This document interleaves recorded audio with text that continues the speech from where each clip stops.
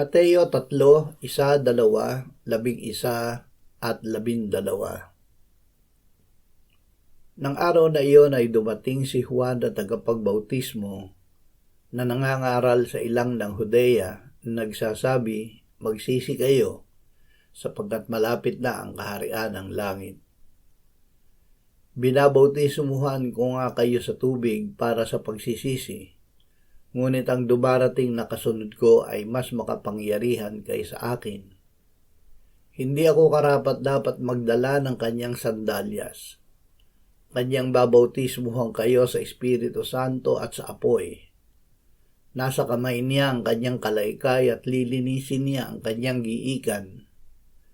Titipunin niya ang kanyang trigo sa kamalig, subalit ang ipa ay susunugin niya sa apoy na hindi mapapatay. Mababautismuhan sa Espiritu Santo.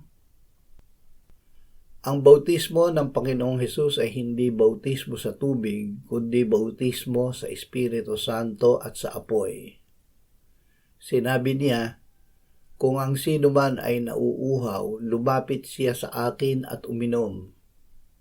Ang sumasampalataya sa akin, gaya ng sinasabi ng kasulatan, mula sa kanyang puso ay dadaloy ang mga ilog ng tubig na buhay."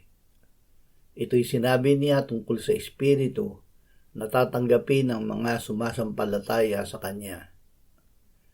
Ang sumampalataya sa Panginoong Hesus ay isinilang na muli ng Espiritu Santo, kaya't naging anak ng Diyos.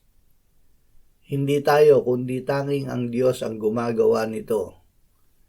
Sa pagbabalik ni Kristo, tayo ay titipunin ng Diyos para ang Ama at Siya ay makasama natin magpasawalang hanggan.